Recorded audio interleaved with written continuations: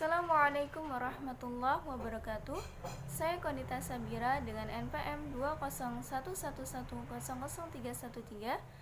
akan menjelaskan mengenai pendekatan dan metode dalam pendidikan Islam. Video ini dibuat dalam rangka untuk memenuhi tugas mata kuliah Ilmu Pendidikan Islam yang diampu oleh Bapak Bahrudin MPD. Pengertian pendekatan pendidikan Islam. Pendekatan dalam pendidikan Islam yaitu suatu upaya atau cara yang dilakukan oleh pendidik dalam proses kegiatan belajar mengajar untuk mendekati dan mengantarkan peserta didik dalam mengenal dan mencari ridha Allah, membangun budi pekerti untuk berakhlak mulia, serta mempersiapkan peserta didik tersebut untuk hidup secara layak dan berguna di tengah-tengah komunitas sosialnya, dan mampu meraih kesempurnaan hidup dalam segala aspeknya. Pengertian dan pentingnya metode dalam pendidikan Islam. Pengertian metode. Kata metode dalam bahasa Arab yaitu al-thariqah, yang berarti jalan. Jadi bisa kita simpulkan bahwasannya pengertian metode pendidikan Islam yaitu suatu cara yang digunakan untuk mempermudah suatu pendidik untuk mengembangkan ajaran agama Islam sesuai dengan ajaran atau hukum syariat Islam yang telah ditetapkan. Sedangkan pentingnya metode dalam pendidikan Islam, dalam pendidikan Islam, metode adalah suatu yang memiliki kedudukan yang sangat penting dalam mewujudkan suatu tujuan, karena metode menjadi sarana yang menampung materi pembelajaran yang tersusun dalam kurikulum pendidikan, sehingga dapat dipahami oleh peserta didik yang dapat membentuk tingkah laku dan kepribadian mereka. Selain itu, metode dapat diartikan sebagai seperangkat cara, jalan, dan teknik yang dipakai oleh pendidik dalam proses belajar dan mengajar untuk mencapai kompetensi yang dirumuskan dalam kurikulum, silabus, dan mata pelajaran. Prinsip-prinsip metode pendidikan Islam.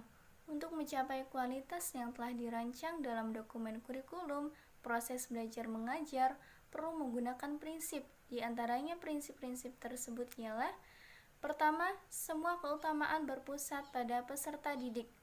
Maksudnya dalam pembelajaran, peserta didik didorong dan dihimbau untuk dapat mengecek atau mengulang kembali informasi yang sudah mereka dapatkan dengan cara mengelola pengetahuan yang mereka dapat dan dituangkan ke dalam ide-ide mereka. Kedua, mengembangkan kreativitas peserta didik. Guru memberikan kemudahan terhadap proses ini dengan cara mengembangkan suasana belajar sehingga peserta didik dapat menemukan ide-ide mereka dan mengembangkan cara belajar mereka. Selain itu juga timbulnya rasa keinginan untuk melakukan sesuatu secara mandiri. Ketiga, menciptakan kondisi yang menyenangkan dan menantang namun tetap berisi etika bagi peserta didik. Dengan cara ini, peserta didik terdorong untuk lebih memperluas lingkup perkembangannya, yang awalnya hanya ruang lingkup dirinya saja, berkembang menjadi lebih luas lagi. Keempat, menyediakan pengalaman yang menyenangkan dan tidak terlupakan. Kelima, prinsip komunikasi terbuka. Yang dimaksud dengan komunikasi terbuka ialah kesesuaian pemikiran dan hati antara pendidik dan anak didik agar terjalin ikatan yang kuat sehingga ilmu yang disampaikan oleh pendidik mudah ditangkap oleh peserta didik. Prinsip memberikan contoh perilaku baik. Peserta didik akan berperilaku yang baik jika ada keteladanan yang dipraktikkan oleh guru dalam proses belajar mengajar. Ini sangat berpengaruh dalam pembentukan akhlak peserta didik. Ketujuh, prinsip kasih sayang dan memberikan bimbingan. Prinsip ini sangat dibutuhkan dalam proses pendidikan karena pada hakikatnya pendidikan bukan sekedar proses belajar dan mengajar saja, melainkan bimbingan bagi peserta didik menuju apa yang diinginkannya. Berikut ini merupakan dasar-dasar yang terdapat pada metode pendidikan Islam, yaitu pertama, dasar agamis. Dasar agamis merupakan kemampuan berwawasan atau berpikir lurus mengenai ajaran agama Islam yang didasari pada dua sumber pokok yang terdapat pada Al-Quran dan As-Sunnah, yang menjadi suatu tujuan sebagai proses penerapan dan pelaksanaan metode pendidikan Islam.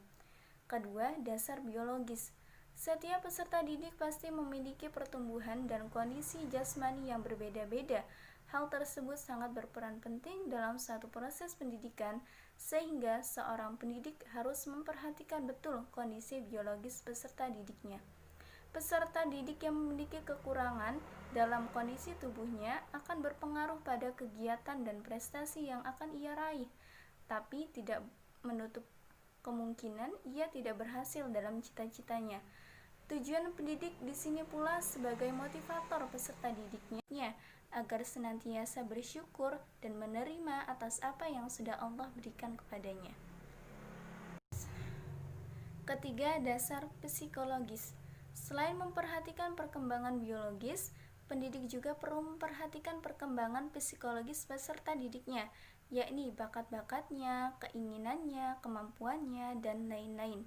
Karena perkembangan psikologis memberi pengaruh besar terhadap penanaman sikap dan perilaku peserta didik, serta mengasah kemampuan peserta didik dalam proses pemahaman suatu materi. Keempat, dasar sosiologis.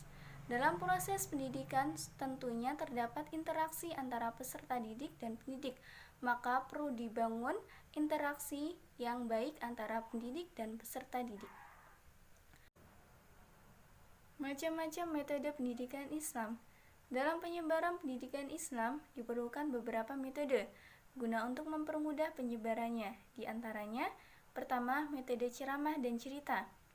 Metode ceramah merupakan suatu kegiatan atau interaksi mengenai penyampaian suatu informasi yang disajikan secara lisan ataupun secara langsung. Metode ini merupakan salah satu metode yang digunakan dalam proses pembelajaran oleh pendidik terhadap siswa-siswinya. Biasanya dalam hal ini, pendidik menggunakan alat bantu di antaranya media visual, benda-benda tiduran, dan lain-lain. Tetapi, dengan adanya kemajuan teknologi saat ini, metode pembelajaran sangat mudah dilakukan dengan menggunakan alat teknologi yang canggih. Contohnya seperti internet yang saat ini membuming sekali digunakan oleh masyarakat. Metode cerita merupakan suatu penyajian materi yang dilakukan dalam bentuk bercerita. Maksudnya di sini, pendidik biasanya menyampaikan materi berdasarkan kejadian atau peristiwa yang bersejarah pada masa lampau. Perlu kita ketahui bahwasannya metode ini telah lama diterapkan dan sudah ada sejak zaman Nabi Muhammad SAW, yang dimana beliau menyampaikan ilmunya mengenai peristiwa-peristiwa bersejarah disertai dengan hikmah yang dapat dipetik untuk dijadikan pelajaran dalam kehidupan sehari-hari. Kedua, metode diskusi. Metode diskusi merupakan suatu kegiatan yang biasanya dilakukan oleh siswa-siswi dengan cara dilakukan secara berkelompok.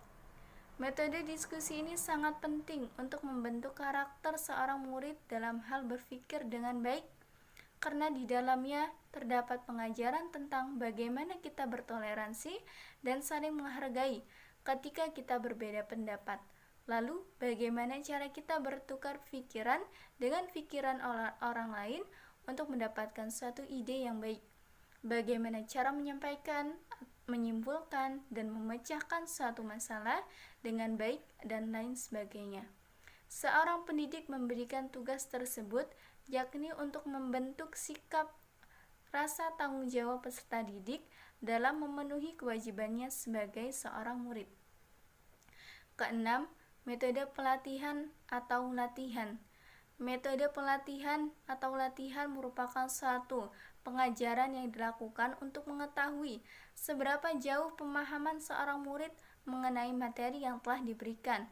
Biasanya, pendidik melakukan metode ini dengan cara melakukan ulangan harian, ujian lisan, bahkan ujian praktik. Ketujuh, metode kebiasaan. Metode pembiasaan merupakan suatu cara pembiasaan yang dilakukan pendidik terhadap muridnya, yang bertujuan agar murid tersebut mampu berpikir dan bertindak atau bertingkah laku sesuai dengan ajaran Islam. Cara yang biasa dilakukan oleh pendidik yakni membiasakan siswa-siswinya untuk selalu sholat tepat waktu, sholat duha berjamaah, membaca doa sebelum kegiatan maupun sesudah kegiatan pembelajaran, dan di setiap hari Jumat biasanya dilakukan Jumat beramal. Kedelapan, metode teladan. Metode ini dianggap penting karena aspek agama yang terpenting adalah akhlak, yang termasuk ke dalam wujud bentuk tingkah laku. 9. Metode nasihat. Menurut Al-Quran, metode ini hanya digunakan untuk peserta didik yang suka melanggar aturan. Tujuannya agar peserta didik memiliki kesadaran untuk tidak mengulanginya. Ke-10, metode hukuman atau ganjaran.